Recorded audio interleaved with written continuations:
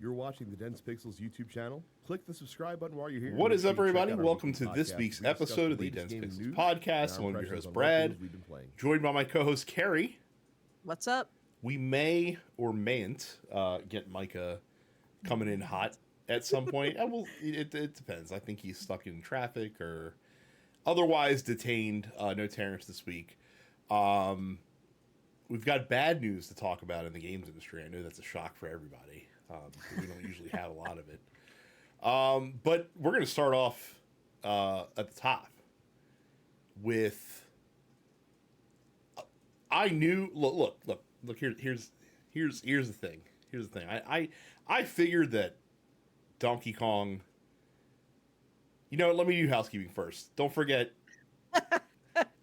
join the Discord, densepixels.com/fans, youtube.com/densepixels. If you prefer the podcast in audio format, subscribe to all the TNP Studio shows. Just search for TNP Studios in your favorite podcast app of choice. You can find us, Black and Buck Cinema, Dinner Apocalypse, and the Look Forward Political Podcast. And if you'd like to support the network with zeal, your favorite independent podcast host, go to densepixels.com/premium and sign up for a premium membership for just $5 a month. Donkey Kong Bananza. It's good. It's real good. It's real good. It's real good. I'm really glad this game came out during a period of underemployment for me because it means I have had a lot of time to play Donkey Kong. Let me tell you something. I am gainfully employed and I have been playing a lot of Donkey Kong. I can't put this fucking game down. This is... Yeah. I mean... So this is from the same studio that did Super Mario Odyssey, which you would know as soon as you started playing Donkey Kong Bananza. Because, aside from, the gameplay being somewhat different, everything else is the same. The map is kind of similar, and the way the game is structured is very similar. You're collecting bananas instead of moons in this one. So it's very clear who made it. And I'm comfortable to still say... And then... Just to interject, yeah. It does have this whisper of influence from Breath of the Wild and Tears of the Kingdom as well, which I actually think is really cute. Yeah, the climbing piece. Well, that and the health system, and the fact that you can get additional temporary additional health by taking a nap, basically. Right. So I've played enough to know that I can say, objectively, if I'm looking at things from a purely, academic standpoint, right? I think Mario Odyssey is still probably a better video game, capital G, but I don't know if it's as fun as Donkey Kong Bananza. Who knew that pummeling rocks anywhere in the world that you are is just really fun to do. And it just, like I said, the best way I can describe the game is it's perpetually in motion. I slow down very little in this game. I'm always moving, always, slapping the ground to do the little sonar thing to see if there's any, fossils or a banana in my general vicinity. And the game encourages you, it's a great, what's over there game, as you're in these little biomes, you can generally, and the game even has, barrels that you can fire yourself out of, and that you just kind of hang out, and you can look at the world around you for a few seconds to kind of see where everything is. Mario, I think, had something similar. It had, the little viewfinder deals that you could copy onto. But yeah, it's you're just moving. It feels really good. The game doesn't present any unnecessary friction. I feel as you're moving, things just kind of work the way you'd expect them to. There's certain types of terrain that you can't go through, but that's stuff that's metal and stuff Right. like You that. So you you kind of expect unfortunately that. cannot punch your way through a solid metal wall. No, can't do that. But pretty much everything else is doable, and it also kind of reminds me of like Clair Obscur weirdly, in that there are definitely flaws in the game. Like the game is not perfect. It certainly has things that are the matter with it, but the playing the game is so fun that I just don't care about any of those flaws, or they're just not as visible because I'm just like, well, I'm just gonna go dig it, like fucking punch into this rock so I can go dig and find the secret chamber with this banana in it that I'm gonna punch and get a skill point Mhm. and level up this ability so I can punch dirt better now, like all that shit. It's I was again, I'm shocked at how much I can't put this game down right now. Yeah. It's very fun. Love all of the different Bonanza forms. I think I have unlocked all of them at some point, unless there's like a secret additional one. But I have done all of the ones that were like shown in the trailer. There's Hmm. 5. I've got all of those unlocked. Oh, you're I ahead of still me think then. it. You're a little ahead of Okay, me then, yeah. I think. No, I am at a point where I feel like there is about to be some shit. Hmm. So I'm looking forward to seeing exactly what that is. Um, I've managed to stay spoiler free so far, which has been great. Yeah, I mean, it's it's very fun. I'm generally not a huge proprietor of 3D platformers. Hmm. Like unless it's Sonic Adventure 2, like I don't really care that much. Um but and I'm generally also like I'm not the biggest Donkey Kong fan either. Like I like the music, but like I was only ever able to finish Donkey Kong Country 1 Hmm. using like the save state feature on Switch Online. Like those games are hard. Hmm. And um but this game, it's like it has a learning curve. It has certain things where the game will encourage you to figure it out, though there is also an assist mode which I haven't fucked with yet, but that apparently is more of like a safety kind of um difficulty level. So Hmm. but yeah, I mean it's extremely fun. I love all the music in the game too, like especially for the Bonanza forms. Like those are a lot of fun. It's a very good mix of like puzzle features and action and combat, and then just like unga bunga, I'm gonna smash through all of this rock.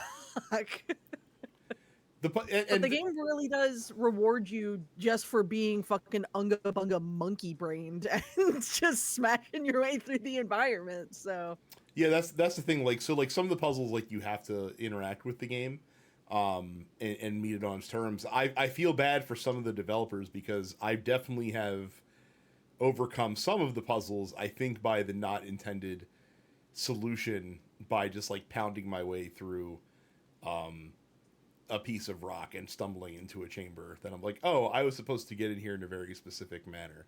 Now I think where like the puzzles kind of shine is the little the ruin stages, mm, where like mhm. at like they're kind of like the areas in Mario where you go into like the super, like the little bonus zone, and it has multiple moons inside of it. This has the same thing where they have these little pocket areas that have like 3 bananas that you can earn, and then they have like combat challenges with single bananas as well. And those are all really good. Uh, and again, so like the really the only thing, there's only really 2 things that I'm annoyed with in this game. The first one is that the boss fights are kind of weak. Until you get later on, the boss fights get better so far as the game has progressed. The problem is the first like 5 or 6 bosses I feel like are really easy. Yeah, They don't put up a lot of resistance. I would say that like almost like the initial round of boss fights Hmm. that you get to are almost like basically telling you like use these bonanza powers that you Yeah. just got in order to do this, right? Like it's kind of forcing you into using this bonanza power in order to kind of teach you how to use it correctly. Um which I think kind of like, once, but it does make the fights very easy. well, I think once the boss battles really start leaning and combining some of the mechanics, I think that's where they get better. Like I just did, and you probably did this, so you know what I'm talking about, and I won't spoil anything for those that haven't gotten there.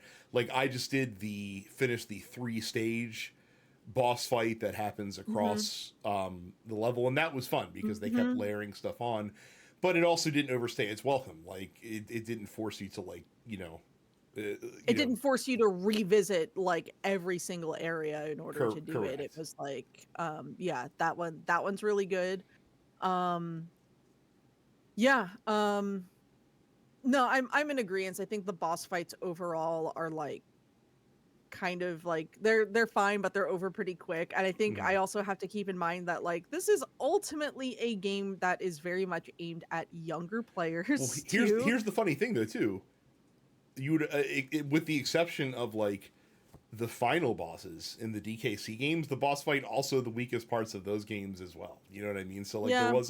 there wasn't a lot of mechanical difficulty. Those, but the K Rule fights were always fun, right? So that, like that's where things got really good there. So that No, kind of that's keeps for that sure. It's keeps like that going. cool, go jump on this ostrich 100 times, Right? right? Like don't don't get hit by the coconuts that it's spitting out. Yeah, no, exactly. I would certainly agree that like in the long storied history of Donkey Kong as like a game franchise, it's not like the boss fights have ever been the standout Right. feature. Besides K. Rool himself, right? So but yeah, it's like there are some that I think are like really cool in once you're, because like you are very much I think at like the I'm in sub layer 1000 right now, kind of okay, doing stuff so around you're there. you're kind of in like this like halfway point or maybe like a third of the way through the game, because I think I'm like right, like I Wait, am I'm approaching the I'm end. a third of the way through the game at sub layer 1000 Yeah, because it because feels like like I'm like 2/3 of the way through the game. no, Really? Holy shit. Okay, yeah, wow, there's a that's lot insane. more. There's a That's lot more. I crazy. would say I am probably twice as far as you are at that point. Really? But that like I know that like there is still a significant amount to Huh. go. Like I yeah. So um yeah. In any case, That's nuts. I wasn't expecting there to be as much content mhm, as Mario Odyssey mhm, has, but I guess there is.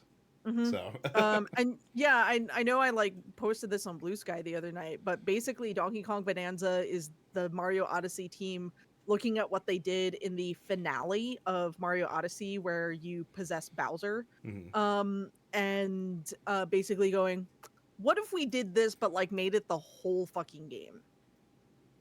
It's a good Because it is choice. that. Yeah, it was incredible choice. 10 out of 10. I mean this for me is very much like in the lead for like my kind of game of the year right now. I have enjoyed the absolute hell out of this. Yeah, it's. I mean, So unless something comes along that really just like comes out of left field and blows us away, which could, because for me, because Slay the Spire 2 is supposed to come out later this year, so we'll see what happens there. I mean, Um, I got a new Pokemon game coming out this that's fall true. too. So That's true. Yeah, it's gonna come down between this and Clair Obscur, and it's gonna be really difficult to pick. I think. I think This a lot weekend. of people are kind of torn between Bonanza Yeah. and Clair Obscur, Well, which is they're funny because so they're two very different they're games. right. They're two very different, and they're both like amazing for very different Hmm. reasons. You know what I mean? Like yeah, but like I said, there's just so much fun. Like the balance of, you know, like they just haven't figured out, man. Like I don't understand how there have been as many game developers that have been working in the industry as long as a lot of the folks at a lot of these Nintendo studios have. But for some reason, the folks at Nintendo just like have the right formula to figure out like the right balance between like combat and puzzle and exploration and just kind of like and putting rest spots in like the right areas, and with this game especially to like a lot of throwbacks to the old DKC games, like just the fact that barrels are as present as they are, and They have some bonus stages that are specifically nostalgia bait in the game, and I don't know, man. Like they just fucking get it, and it is gonna be one of the games of the Switch 2, Easy. generation for sure. Yeah, absolutely. Even though it came out a month after, like we're eating well, just like we did when Breath of the Wild and Mario Odyssey came out in the launch year. No, for absolutely. Switch 2. So, yeah, I'm again, I'm enjoying the absolute hell out of this. It's been an interesting swerve away from the stuff that I've been playing otherwise recently. I did go back to Shin Megami Tensei 5 Vengeance to try and finish that off. I am at the final boss. I am max level on my Nahobino, and I'm still getting my ass kicked, which means that like I probably have to lower the difficulty in order to actually finish it. Which as a longtime SMT person, I don't like doing, but I will do it in order to actually finish the game. And on the SMT front, I did purchase Raito Remastered. I thought that game was coming out mid-July. It came out mid-June, and I just missed it. I just wasn't paying attention. I got my months mixed up. I thought it was coming out July 17th. Didn't it download onto your Switch? No, because I'm not playing it on Switch. Because the Switch version is just doing like a virtual release, like a virtual game card. So like even if you buy like the case, it's still just like a download code, and I don't fuck with that, especially not with the Shin Megami Tensei games, of which I have an extensive physical collection of. So for me, I got the PS5 version, so I'll be playing it on PS5. Probably the minute I finish Donkey Kong is when I will head into Shin Megami Tensei Land once again. So. Yeah. So how are you playing it? Are you like trying to collect everything in each area before moving on, or are you mainlining? I feel like I'm kind of doing like, I feel like I'm doing my due diligence. Okay, like, that's kind of what I'm doing. I'm not like obsessively trying to 100% collect every banana, but like, I'm going out of my way. Like if I see the kind of challenge areas and the bonus stages and whatnot, like I will at least attempt those. Some of those are so fucking stupid though. Some of the like battle challenges, especially later on, get really fucking stupid where it's like I'll try once or twice and I'll just be like, no, I'm done. Like see, I don't mind those because they're like puzzles within themselves in some ways. Like I did the one where you have the 3 enemies that you can't actually damage, but you can use like your elephant power to like just basically take the floor out from underneath them and send them into that one I like that one. Yeah, that one I thought was cool, but there's some that are just like really stupid and really tricky, and I'm just like, nah. But like I will at least make an attempt to get the bananas out of the challenge stages, but for me, if something starts to veer into the point of being frustrating, then I'm done doing that challenge level, because at that point it's no longer fun. And I'm here to have fun, and otherwise the game's really fun. So if it starts to interrupt the good fun vibes, then I'm just not fucking with it. But I try to basically get everywhere within any given zone and get what I can and dig through here and there trying to find bananas and fossils and whatnot. But other than that, it's just, I'll go a little out of my way here and there, but otherwise I'm kind of sticking to the main path. Yeah, I'm doing the same thing, and I'm finding that I'm getting about like 2/3 of everything that's in there in each level before kind of moving on, just kind of exploring all the areas, but not like, going super deep. I will tell you the only thing that I hate, the only like banana thing that I hate that's pretty common every level, is that stupid mini game where you have to like find the 4 like rocks that are hiding in the terrain somewhere. Like those are really annoying. Yeah. So, but other than that, like that's the only one where it really pisses me off. Everything else has been pretty chill and pretty fun, and there's some cameos from other characters that you can find that will that are also kind of a recurring thing throughout the game. And like you said, the Bananza powers are really cool, and they all do their own they all have their own interesting flavor and do different things. the elephant definitely is the best one, I think, of all of them. Elephant's so up there far. for me. I like elephant. I think elephant and ostrich are probably my two favorite. Um, snake I think is kind of mid. I don't care for the zebra except for like in the cases where they like make you use the zebra in order to like actually access the next area. The one thing that I will say that I wish they actually did a better job of showing you is when you're in a Bonanza, you can switch between to the the other ones, forms. yeah. Yeah. Yep. So yeah, I would definitely make use of that because I think ultimately like the Kong Bonanza I think hits the hardest. So like I find myself going back to the Kong Bonanza just to like really wail on bosses in order to wrap those fights up a little bit quicker. Not that they're especially long as we've said, but even still.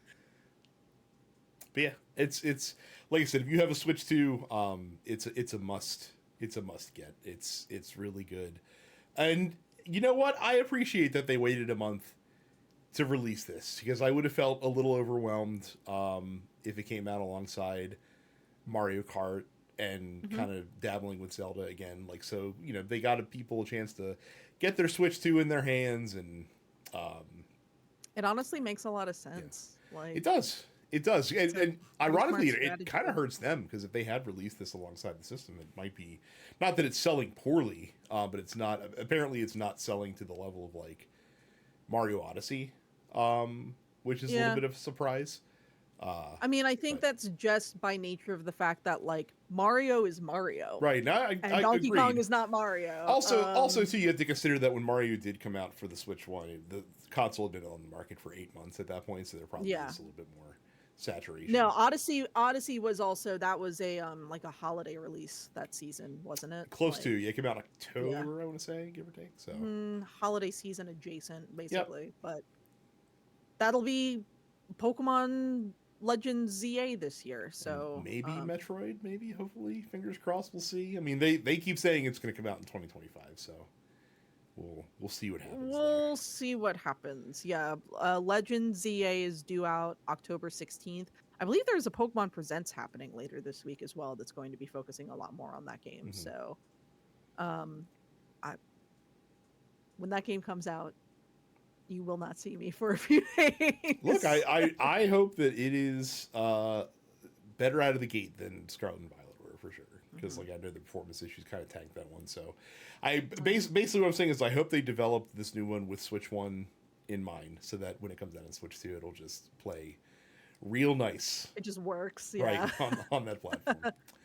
So yeah, that's DK Bonanza, a great game in a year where again we just continue, despite all the peril the industry is in, we just continue to get banger games after banger games. The last 3 years have been really good as far as releases go in the game industry. Let's move on and talk about some news. The news is all kind of shit this week. Sorry about that. Blame the game industry. So Steam has moved to remove specific adult games from the Steam marketplace. And the reason they did this was not because Valve wanted to do it, but because their payment processors threatened to pull their service if those games remained in the marketplace. And they've actually updated, Valve has their guidelines for Steamworks, and basically saying, what you shouldn't publish on Steam is content that may violate rules and standards set forth by Steam's payment processors and related card networks and banks or internet network providers, in particular certain kinds of adult-only content. Now, I'm not going to carry a torch for any of the games that got removed, because obviously, like, here's the thing. Yeah. I will, because I think it's important to do so. Well, no, this is. Yeah, I don't mean the specific games, but like the slippery slope that we now find ourselves on, where outside groups can apparently dictate what is and is not on this third-party platform is not a place where you want to be. And the worst part is, and it's not in this article that I have linked for us, but I found out after the fact, the reason this happened is because apparently there's an Australian anti-pornography group yes, called that lobbied Collective Shout. Yeah, that lobbied. That is these partnered payment providers. with evangelicals in the United States to pressure PayPal, to pressure MasterCard, Visa, all of these, all of these payment processors, because basically there is an open letter from Collective Shout that is, first of all, they call themselves a grassroots campaigning movement against the objectification of women and sexualization of girls in media, advertising, and popular culture. But what they've done, basically, they're basically just an extreme right-wing anti. They call themselves anti-pornography, but really what they are is anti-queer. So there's a lot of pressure because it starts with this like, oh, well, we just don't want this awful pornography, and how dare we cannot expose our children to pornography like this. And then what it turns into is labeling any type of queer or trans narrative as adult, and then they go after those. So like it is, Yep. it's a Republican's wet dream, but it means that games that are, you know, completely popular, regular ass games, are now being censored by payment processors who have caved to this lobbyist pressure from outside the country. So Yeah. incredible. What a world we live in. Indeed. And if you're saying, oh well, they're just going after Steam, no, they're also trying to lobby itch.io as well, to kind of have them also take down some of these games that they find more objectionable.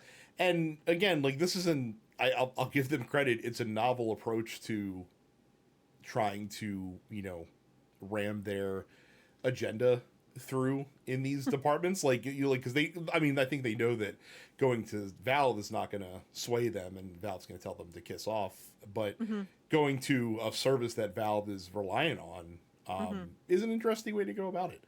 So yeah, this Collective Shout has so far successfully campaigned to prevent Tyler the Creator from touring Australia.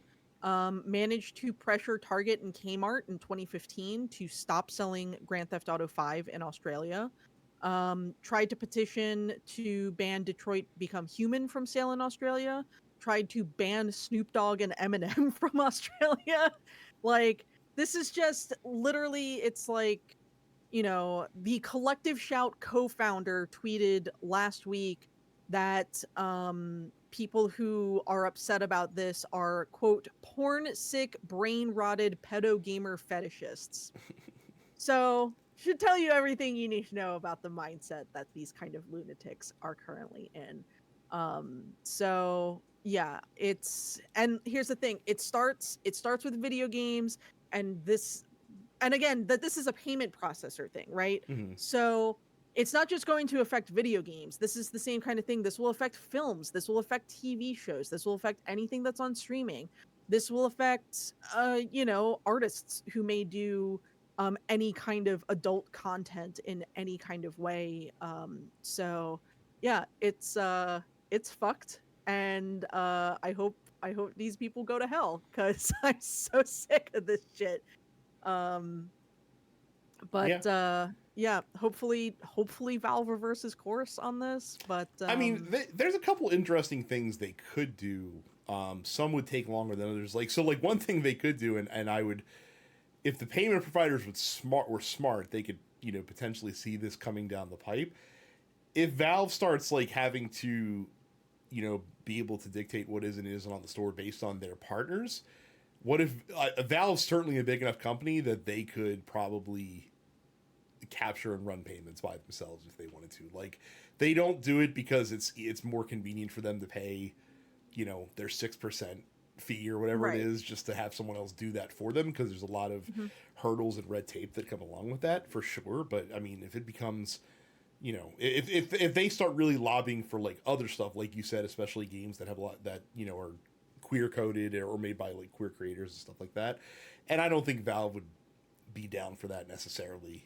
It'd be interesting to see if they're like, all right, cool, like I enjoy not getting any of all this sweet Steam money that's coming down the pipes. That's one thing they could do. The other thing they could do, and again, like the fact that I don't understand why. Well, like I guess this group doesn't give a shit, but like they could also just be like, all right, cool. Like if you guys get like, hey, Australia, if you're going to be overly restrictive about this shit, we're just not going to have Steam be a service in Australia. And that'll piss a lot more people off than, you know, the people that are impacted by and the creators. Oh that are yeah, impacted by no, these games. that's definitely one way to really kind of shift the vibe against a lobbyist group like this. Because Australia is big, it's a big market, but it ain't by far the biggest market out there. So we'll see what happens here. Again, really hope we don't see this become more of a commonplace tactic and that sort of thing. So it absolutely will. It absolutely well, will. they'll in try, our but current administration. what I'm hoping is that these payment processors, like it's, you know, it's again, it's one thing for like you have an easier time convincing them like, hey, this is like do you really want your brand associated with this kind of content, even though no one's thinking of Visa or MasterCard or PayPal or Stripe or anything like that when they're buying games from Steam, whatever. But that's an easier pitch to make. It's a harder pitch to make to be like, hey, look at this game with LGBTQ content in it. Do you want your brand to be associated with that? And I would imagine that most of them would be like, yeah, it's fine. We don't care. Like, you know, queer people use our services too. So we'll have to keep an eye out for that. But yeah, really shitty. And again, yeah, we're not sex obsessed people. We're just people that are generally anti-censorship and don't appreciate religious views that we may not hold being shoved down our fucking throats. So, I love this story so much. So we talked a little while ago about how Ubisoft has a new subsidiary that is partially owned by Tencent. And after Tencent invested over $1 billion into it earlier this year. And this subsidiary is going to oversee Assassin's Creed, Far Cry, and Rainbow Six, and act autonomously from main Ubisoft. This was the Guillemot's plan to make sure that they could get outside investment coming into the company when they really needed it, but without giving up control and making sure that the Guillemot brothers maintained control of Ubisoft proper. So the question has going to become, you know, well, who's going to run this subsidiary then? Like the Guillemots say it's going to be run autonomously, and you know they felt it really important to, you know, to keep Ubisoft within their control. So who do they, you know, who's going to run this new subsidiary? Don't you worry, folks, because Yves Guillemot found the best Guillemot for the job that he possibly could, and announced that his son Charlie Guillemot is the co-CEO of this new company, and it's being run by Christophe Duren, who used to be the head of the Montreal studio, and not reported in this story, but also very funny, is a cousin to the Guillemot brothers as well. So they are really just keeping it all in the family, which is deeply, deeply funny to me. Nothing that happens at Ubisoft comes as a surprise to me anymore. Look, if there was ever any company who was going to engage in just like the funniest nepotism, it would have to be Ubisoft. Yeah, it's like they're under multiple lawsuits. I mean, not to mention like the sexual harassment lawsuit that is still ongoing in France right now, I believe. And then class actions and all sorts of shit, right? And then meanwhile, they're like, you know what we need on top of all of this just a lovely little seasoning of nepotism. So Yeah, I mean, why not? Why not? Why not? I love the quote for Charlie Guillemot because he was asked to comment concerns about the nepotism of him being appointed co-CEO, and he says, quote, "I'd like to address this question directly, if I may. I completely understand where it comes from, and I want to be clear about it. Yes, I'm E's son, but that's not something that I hide from. But my appointment isn't only about family ties, it's about what Ubisoft needs at this moment."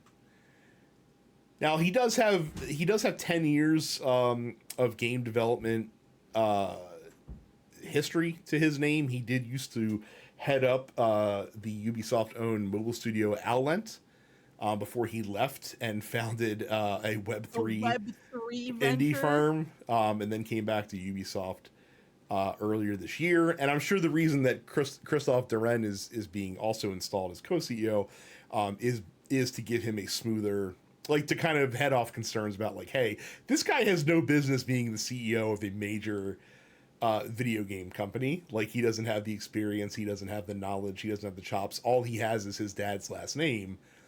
So why the fuck is he in this position? Oh, well, Christophe is here. He's been in the industry for 35 years. He knows what he's doing. And I would imagine that Christophe Duren is probably going to detach himself and float away or go back to Ubisoft proper in a different role within the next, like, 2 years, basically. Just enough time to run cover and do it. Just what an absolute fucking family the Guillemot family is. Holy shit. Unbelievable.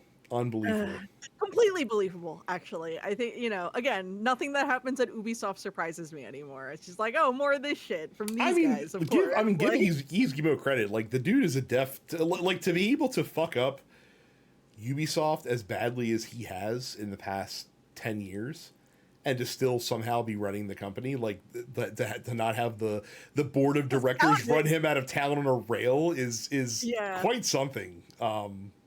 And even fending off a hostile takeover by Vivendi, if you guys remember, several years ago. I do. Yes, that was a time. So again, don't say anything negative about Guillemot's business, like, corporate boardroom jujitsu. He certainly has that on lock. He has managed to hypnotize the rest of that board for however many years now. So but when it comes to running a company not rife with sexual harassment at upper management levels and keeping innovating and putting out great new IP in the past 10 years and stuff like that, that's what he's not good at, but he is good at keeping his job. So that's he's got that going for him, at least. On to the topic that Carrie and I really love jumping into. So the first story on this, Steam games disclosing their use of generative AI are up 800% year over year, and around 20% of all games released so far in 2025 have disclosed the fact that they use generative AI.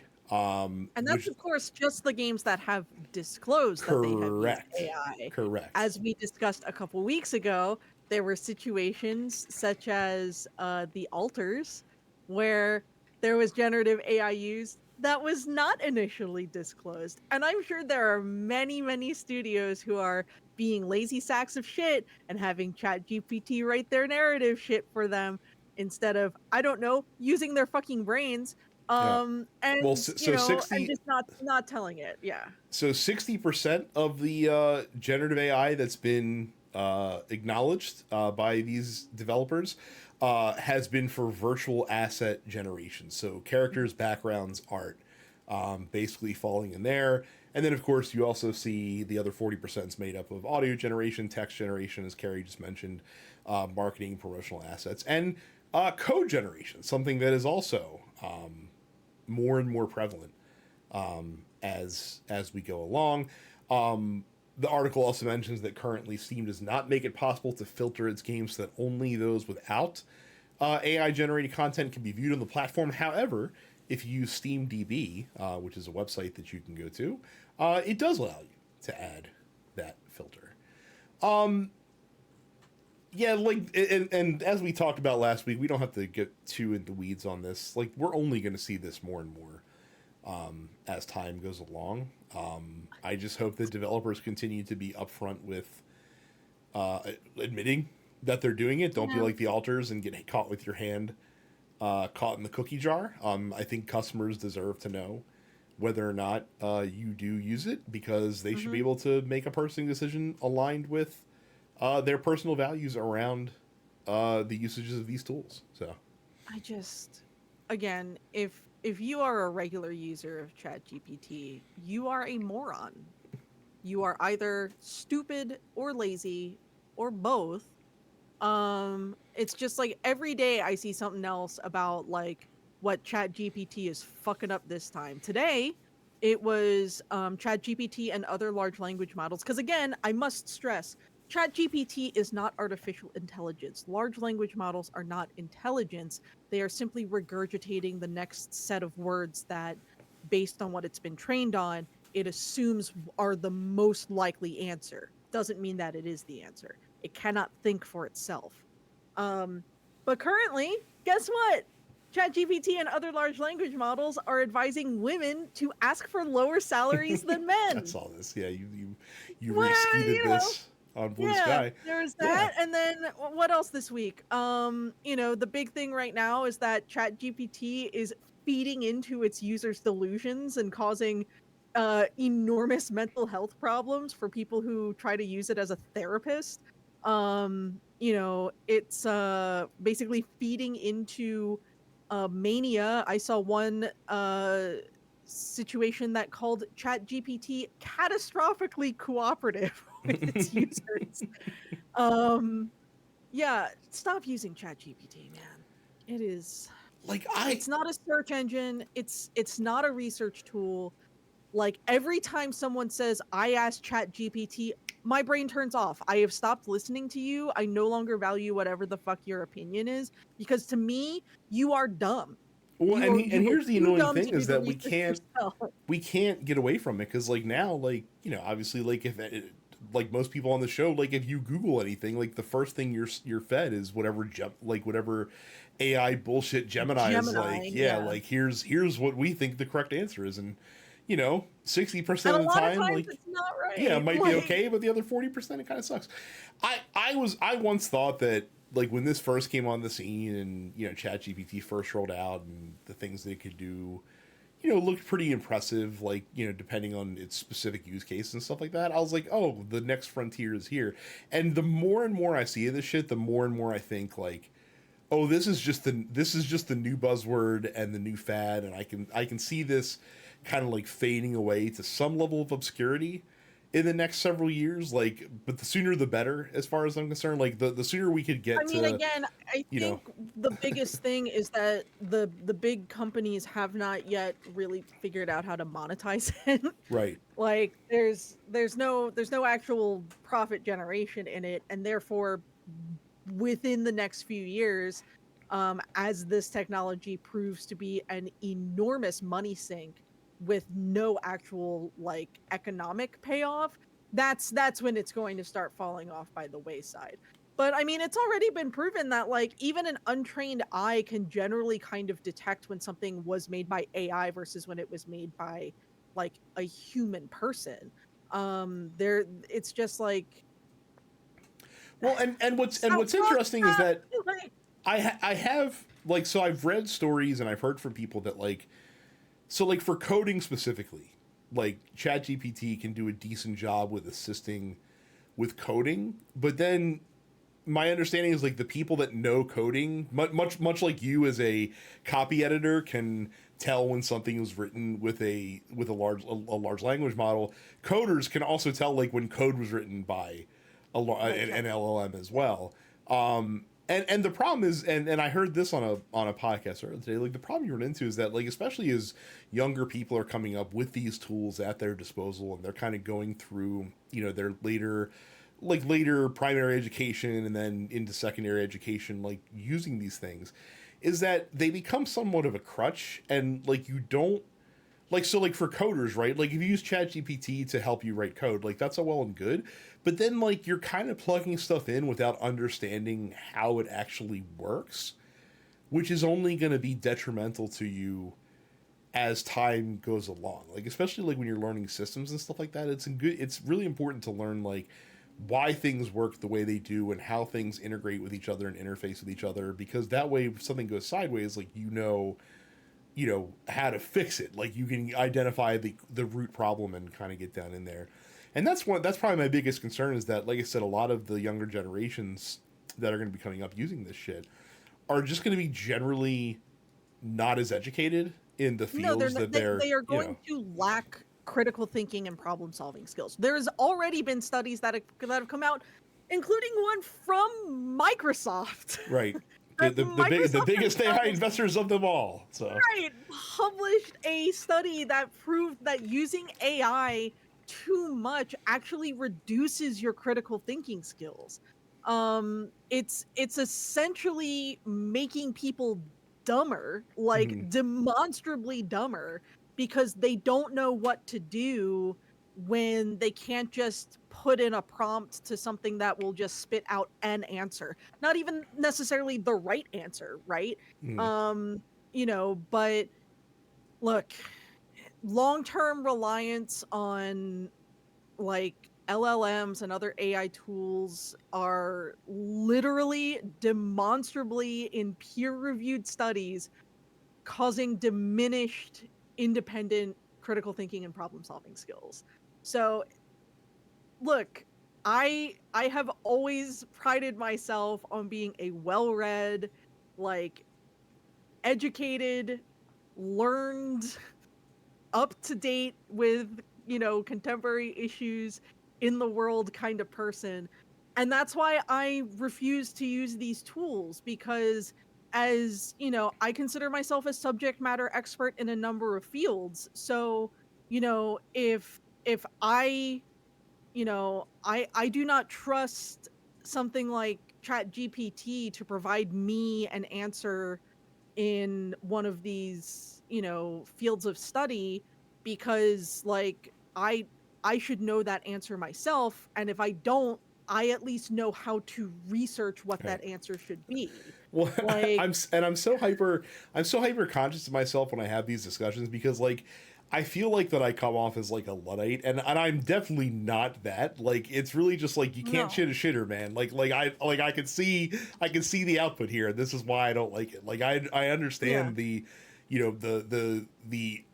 theoretical positives that could come from stuff like this, but until you can really clean up the output and have it be hyper accurate, and until you can address the environmental impacts that this stuff has as well, it's like we're literally poisoning the entire city of Memphis, Tennessee, with the fucking carbon dioxide outputs from enormous data centers for the sake of fucking ChatGPT, and I quite frankly don't think that that's worth it.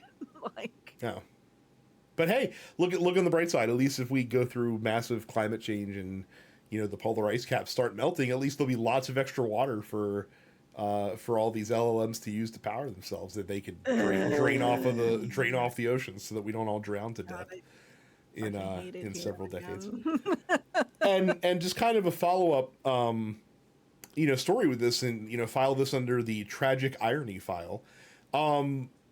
Anonymous sources inside of King, the developers of Candy Crush and one of the companies impacted by the swath of layoffs by Microsoft, they lost a couple hundred staff members. Basically, a lot of the level designers that were let go as part of these cuts had been spending months creating generative AI tools and training up those models with these tools that will help build levels more quickly, and now those tools are basically replacing these level designers that helped train them up to obsolete them in a lot of ways. Yep. It's not great. No. Again, look, I've already said this within the last few weeks. I do not think it is a coincidence that I and the other writer at my last company got laid off shortly after my company decided to invest large into AI tools. So yeah, the copywriting team at King is now completely removing people because they have AI tools that those people were creating and training. Yeah, of course. Why would you pay a trained individual when you can just have a machine do it? Like, Yeah, you know. here's a quote from Sahar Asadi, who's the head of King's AI group, basically, in an interview that he gave just last June, in response to an article that King was using AI to help playtest Candy Crush Saga's. Quote, absolutely, we need designers. We see this as a co-pilot for designers. It's an assistive tool. What the playtesting tool provides is insights about the gameplay before releasing it. And if anyone who believed that, I have a bridge to sell you in New York City that you can invest in. So it fucking sucks, man. And again, we're just going to continue to see these more and more. And you know, I don't know. It like to your point, Carrie. I think it's going to take a major financial hit to some of these companies before they get the picture. I mean, yeah, it's going to have to be multiple years of these tools not paying off in terms of any kind of significant profit for people to finally realize, oh, this is an enormous waste of time. Yep. So. Oh, let's move on to happier subjects as we move into the Dense Pixels post office. If you're not a member of our Discord, you can join up by going to densepixels.com/fans. Join the other listeners of the podcast, and one of those perks is you can ask us random questions in the Dense Pixels post office that we will answer on the show every week. Starting with Johnny, who says, with Las Vegas now adding Uno tables, should we be shocked when fights and death-related incidences skyrocket? Also, would you gamble at an Uno table? Okay, 1, no, I would not gamble at an Uno table. 2, I am very curious to see how they are actually running the game, because I believe there's a significant statistic out there where it's like 2/3 of people who play Uno do not actually follow the rules correctly. So I'm it's the Monopoly fiasco as well. Most people don't play Monopoly correctly either. So I'm curious to see if they are actually training the people running these tables on how to play Uno by the book. Well, you do have to hold everyone to the same rules. Right. So here's the other problem too, is that, so like, am I one of those people that, like, if I'm playing casino games, that I will trick myself into thinking that I'm smarter than the game itself? With certain games, yes, absolutely. I am arrogant enough to think that I am smarter than the house. Especially at roulette, which I will note, I have a lifetime positive winnings in roulette, for the record. So I'm a pretty good at betting in roulette. I've never been to Vegas. Yeah. I would really like to, and not just because the Backstreet Boys are there right now. Yes. But here's the problem with Uno, is that Uno, like with most, Vegas games, like, the odds are knowable in most games. Like you the odds are in front of you, like, you can kind of see what's going on. That's why I like roulette the best, by the way, because the odds are, like, the most clear in roulette. Yeah. Just because, like, that's like literally how you bet, is odds determinative.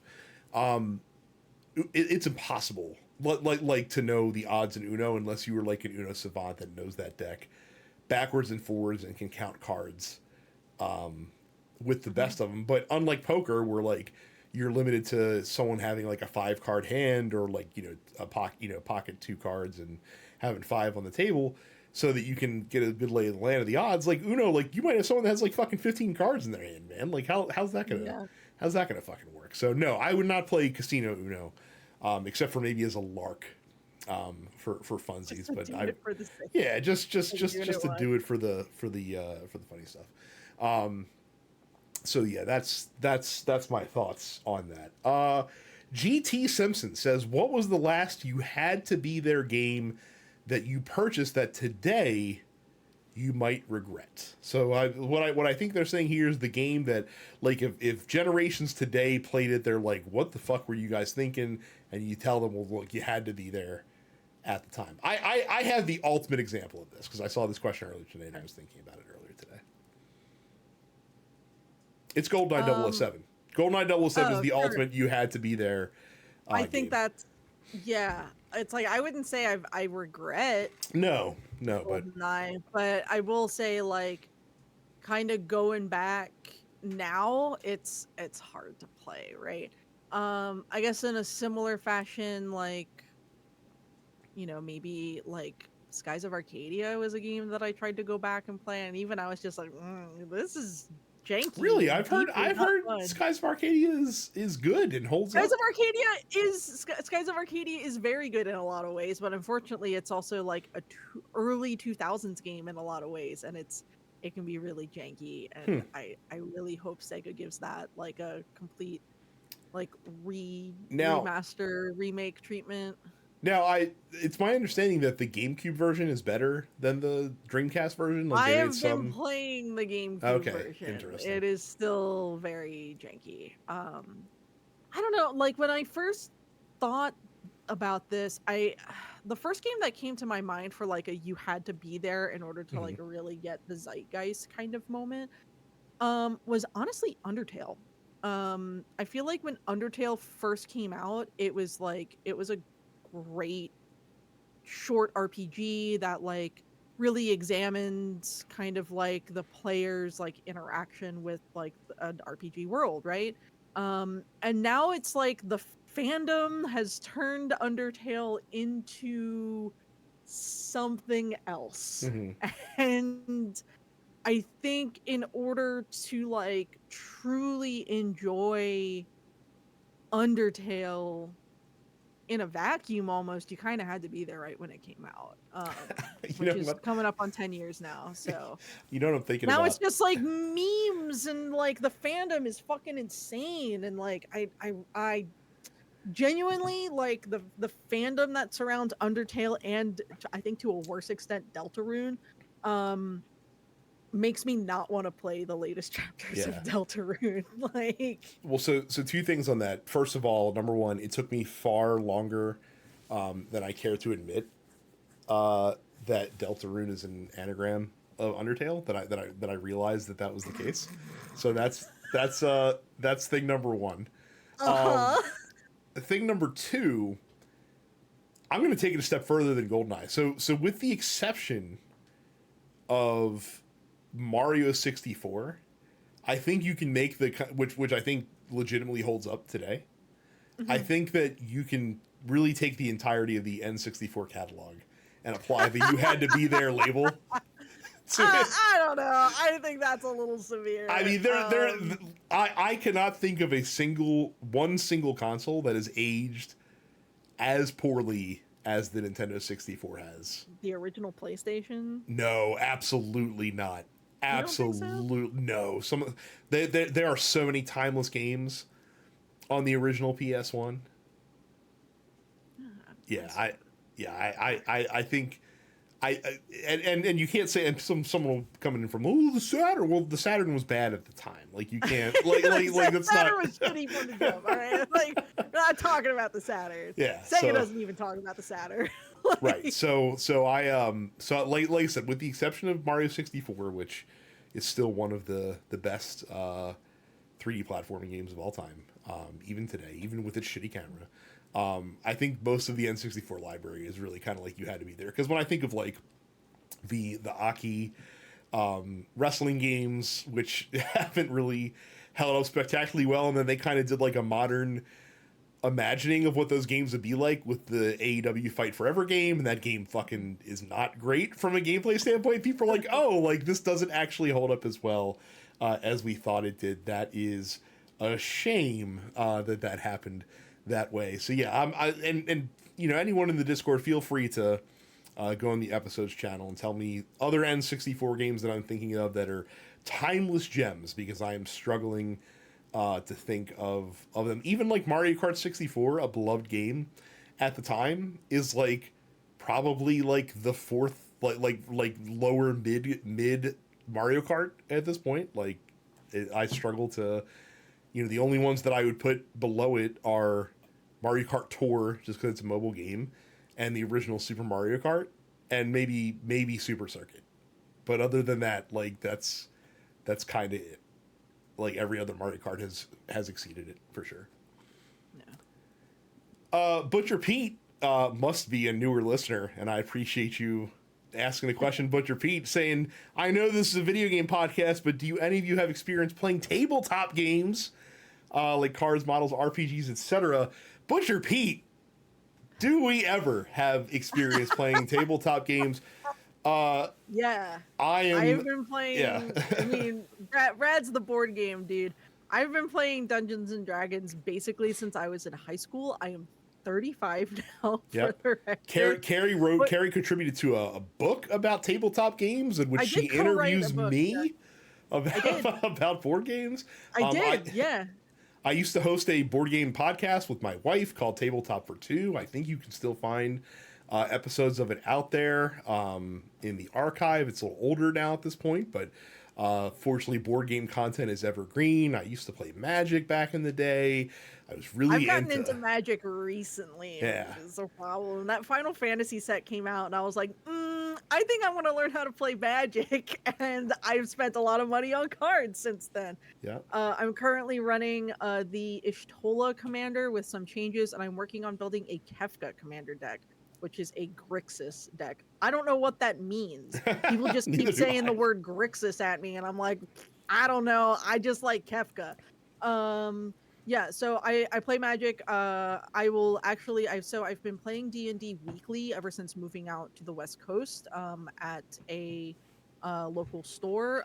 But I'm starting a new job in a few weeks, so I'm not going to be able to do that anymore, which is kind of a bummer. But yeah, I love D&D. Card games are fun. I used to play the fuck out of the Pokemon trading card game when I was like little, because there was a Wizards of the Coast store at my local mall, so I would go 3 times a week to play Pokemon. And then models, I really like Gunpla. I haven't built a proper Gunpla in a minute, but I did build a lot of the Bandai Pokemon sprue kits, and those were a lot of fun. Other card games on the Gundam front, I actually picked up a starter deck of the new Gundam card game, so I haven't learned how to play it yet, but it was only like a $20 set, so I picked that up too, so that was fun. So I'm looking forward to learning how to play that as well, and I want to really learn how to play the Digimon card game, because apparently all of the Bandai games kind of like follow the same, very similar rule set. So like One Piece and Digimon, and like the Gundam game all kind of play very similarly in terms of how they're set up, which makes a lot of sense. Yeah. But yeah, and we both play a lot. Yeah, I used to be deep into Android Netrunner, which I played competitively for a time. I like, even though I don't really, so I do play some solo tabletop RPGs, but I'm also a collector of TTRPG core books. I'm one of those people that like to read those for fun, because I find the rule systems very interesting for a lot of TTRPGs. So yeah, so if you ever have any board game questions or tabletop game questions, Butcher Pete, you have an audience here. Unfortunately, only with half the podcast, because Mike and Terrence do not really dabble. They don't really give a those shit. things. But currently, for what it's worth, my boyfriend manages a hobby shop, so any questions about anything, I'm sure I could get an opinion from him on.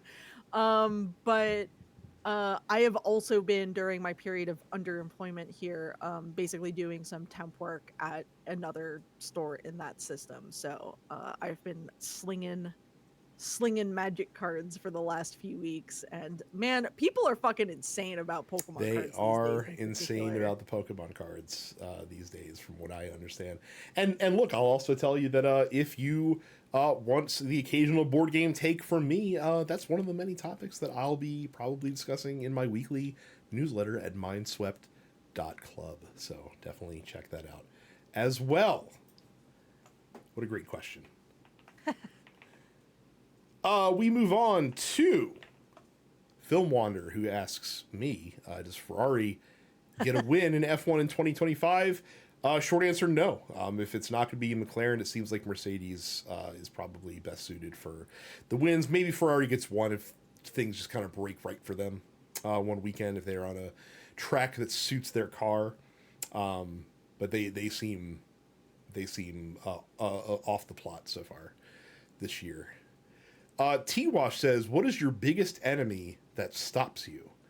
My biggest enemy is YouTube / Insta Reels. They always stop and waste so much time for me. This is so funny because I probably won't write about it this week because I'm too Donkey Kong pilled right now.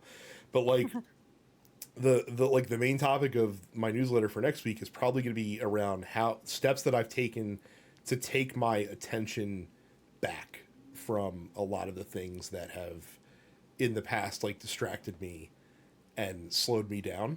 But to answer this question, my biggest enemy is probably like my undiagnosed ADHD, which makes it very hard for me to like only do one thing at a time, or kind of encourages me to play what I call like junk food games, instead of actually like working through games in my backlog that I actually want to play. A lot of times for me, that's probably it, I would say. So for me, I have diagnosed ADD. And yeah, it manifests a lot as executive dysfunction, which makes it like I just have a very hard time starting projects sometimes.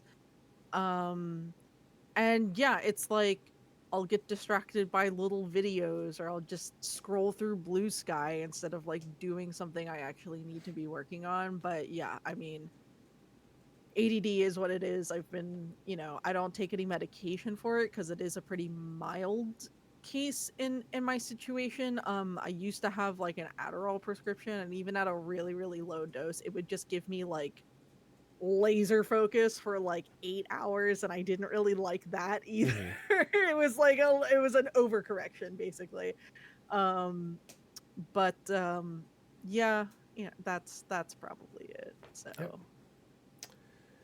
Anthony asks, what normal household or clothing items do you splurge on? Socks, toothbrushes, pillows? I'll give you one, and everyone out there should also do the same. Sheets. Yeah. Buy the highest thread count that you can afford. It's a third of your life. Spend the money, as a comedian whose name I'm failing to recall. Daniel Tosh. Yeah. That was a Daniel Tosh bit. It's a third. It's a third of your life.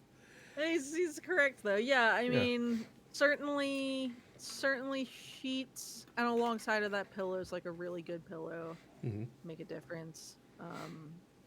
Toothbrush, like I have a higher end. Not that for me. I have a weird one. So. Oh wait, this isn't a weird one. My weird one was gonna be NyQuil. Like I can't use store-bought NyQuil. Or store brand NyQuil. It has to be name brand NyQuil. Yeah. No, I don't know why I didn't think of this before.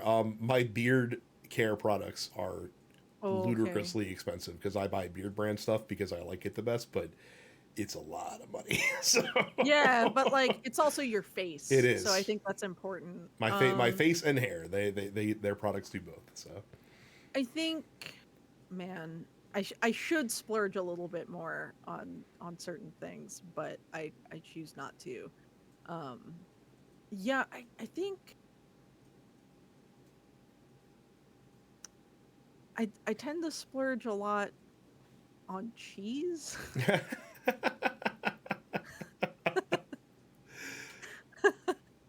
And I understand that this is probably not surprising, given that I am a white woman. I was about to say it's probably like you said a lot of white things. It's probably the whitest thing I've ever heard you say. It's up there. Yeah, no, I just that's my little splurgy kind of thing. Is I'll spend a little more on like really good cheeses, and that'll be like a little bit of honey goat cheese with some crackers, and yeah, I like that. Well, there you go. So probably that. Cam has a very interesting question. It says, if you could delete one video game franchise from history, what would you pick? Now, The Last of Us. Interesting. A good choice. I was gonna say before Carrie just jumped all over my shit. So I have a lot of well-documented franchises that I am antagonistic towards, as longtime listeners of this podcast will know. However, I'm going with the Back to the Future theory of time manipulation, where like if you wipe out a game franchise, like the influences from that game franchise and like the knock-on effects also have to disappear as well. So like I can't just say like, oh, get rid of Sonic the Hedgehog, because taking that plank out completely changes like the 90s console competition between Nintendo and Sega. Like Sonic was a huge part of that. So like I'm not that selfish. And I'm also not selfish enough to remove like the Kingdom Hearts franchise, even though I really want to, because that franchise is probably responsible for a lot of generations of gamers getting into video games because of the Disney part of it. So I'm not rude enough to get rid of Kingdom Hearts with this fact as well. So this is a difficult question for me. Man, The Last of Us is a really good fucking answer, though. I'll tell you what. Because like, even though like you want to say like, like The Last of Us has been hugely inspirational, I don't know that it has. Like, I can't point to. It is yeah. Far and away the most self-absorbed gaming franchise of the 21st century. I think the creative leads on those games are fucking obnoxious. I think it is a deeply self-absorbed game for deeply self-absorbed people, and I'm sick of it. I'm sick of hearing about it. I'm sick of all the fucking remakes of these games. I get rid of it. Whole thing. Just wipe it. I would be happier, and the gaming industry at large would not be markedly different. I have a controversial one. I was just thinking about this. Last of Us is probably the best option. However, I think World of Warcraft, though it is a hugely influential game, I think was the start of the snowball rolling down the hill on some of the worst aspects of gaming today, including like microtransactions and infinite growth and things of that nature. And I'm pretty sure games would have found their way there eventually anyway. But I don't know if it would have happened as speedily as it would have if not for World of think Warcraft. That like we would still have other better MMOs after World of Warcraft. They just may have taken another few years to come along. I think that's I will not disagree. I think World of Warcraft is a completely valid game to delete from history. And not because I have anything against World of Warcraft specifically, but like I said, No, I think that's a cultural thing. Yeah, it was the catalyst for a lot of the worst things that we've seen over the past 20 years, including, one could argue, the slow decline and enshittification of Blizzard in a lot of extents as well, as you know, chasing that dragon, as the phrase goes. So. Ejac asks, have you ever gotten into ROM hacks, and if so, what was your favorite? Gone down the Pokemon ROM hack rabbit hole, and it is addicting. Not as a thing. My favorite ROM hacks are when you take classic sports games like your Tecmo Super Bowls or your NHL 94s and update them with current day rosters. Yeah. I dabbled in some Pokemon ROM hacks. I'm gonna say like 10 years ago.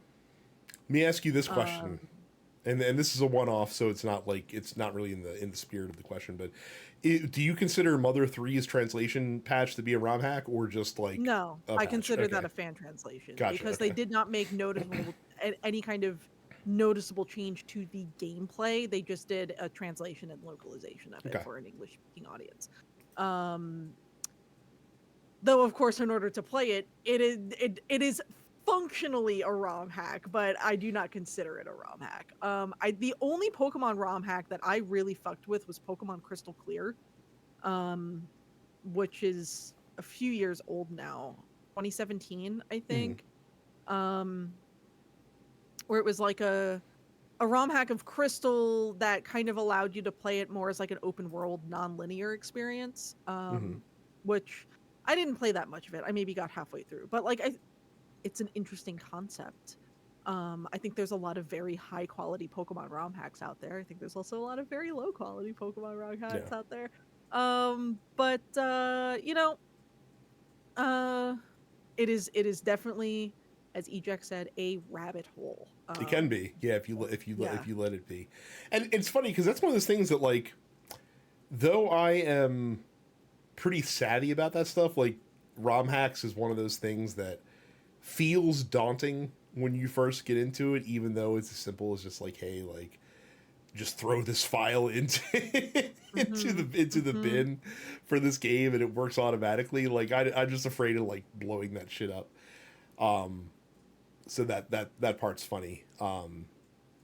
Meanwhile, I'm sitting here like following 20-step tutorials on how to get your Microsoft PC save data onto Steam and like how to dive into parts of your PC that you probably shouldn't go, but if you know what you're doing, you're no problem. Finally, Ken asked, do you guys have an this happens in real life moment? I recently saw a Caucasian lady driving in a car with a Queen of Spades window decal, which I think Micah and Terrence might be having a laugh at if they were on the show this week. Honestly, like, I even 9 years on, I still get that same feeling whenever I drive by a house flying a Trump flag or a car with a Trump bumper sticker. Like, it still baffles the mind that there are still so many people so invested in this like weird cult of personality for a politician whose job it is to serve you, the people. I don't get it. I don't get it at all. It's still, like I said, I do a political podcast, and again, it still boggles my mind. I will say one thing, speaking of that was really funny. So on the way up to my sister lives in Hanover, Pennsylvania, which is in like south central PA. And up there, it's, very Trumpy, unfortunately. And there's this one house that when my wife drove up there by herself to go visit a couple of weeks ago, and this family had like a big Trump Vance like sign in their yard, like the big wooden sign with like the big one, right? And when we drove by this past time, because we went up there just a couple 2 weekends ago, they still had the sign, but it was like hiding behind their shed, so like you could still see it, but it was like not on the main road. I'm just like, why would you just get rid of the sign? Like obviously, right. Like you're ashamed of having it out. Like you think the tide's gonna turn at some point. We're just like, oh cool, I can't wait to throw this fucker back in the front yard. Right? Oh no! Like just get rid of the fucking thing, man. I feel like so many of my this is like a real thing that happens in real life kind of moments have come during my various stints working retail. Literally just last week at the card shop, I watched security officers just fucking tackle a dude in the parking lot because he was trespassing at the Safeway. He was given a trespass order like weeks ago. He keeps fucking showing up, and they tackled his ass and fucking cuffed him to a mailbox while they waited for the cops to arrive. But Brad, you and I both worked at Towson Town Center, and I feel like we saw our fair share of like, this is happening, huh? This is a real thing that happens in real life. I can remember my first time thinking that. I was working at the Tivana, which was next to the food court. I was dusting off egregiously expensive teapots that no one fucking needs. And I watched a dude take out like a box cutter and like slash another dude's arm, and I was like, cool. Yes. Oh, this is real life. And then that was a whole fucking thing. My only thought was like, man, please don't come near my store. I don't want to deal with that. Yeah, like I said, that's a great point. If you ever want to like realize that like the people that you only read about sometimes like do indeed exist, yeah, just work in a public facing, yeah, be it food or, yeah, that's a great call out. It's a great call out. So. Thank you guys for all your questions. A really good mix of the post office this week. Like I love every post office, but this week an especially high caliber of questions. I feel I really enjoyed all this. So that's gonna be it for us. Again, don't forget to follow us and subscribe wherever you do those things. Carrie, do you have anything to plug before we get out of here? I will be playing at MagWest in a few short weeks. My Hades band, Premium Vintage, will be playing Saturday night on the main stage, and my band with my partner Ian, By Score, we will be playing a album release party on Friday night. So lots of cool stuff coming out, and the video game that I have been working on music for releases in early access in just about a month. So Toho Farming, Minariko's Homestead Harvest. It is available to wishlist on Steam, and yeah, that's gonna be a lot of fun. So that comes out in early access on, I believe, August 21st. I might be off by a couple days on that, but hey, I got a lot of music coming out, so please stay tuned. And again, for me, my weekly newsletter, mindswept.club, it's free to sign up. All you need is to provide an email address for me to mail it to. And I've enjoyed what I've done so far. The subject of last week's newsletter was why AAA publishers should, but probably won't, embrace early access as a tool in video games. So definitely check that out. That's it for us. Thank you all very much for watching and listening, and we'll see you all the next time. See ya. You're watching the Dense Pixels YouTube channel. Click the subscribe button while you're here, and make sure you check out our weekly podcast where we discuss the latest gaming news and our impressions on what games we've been playing.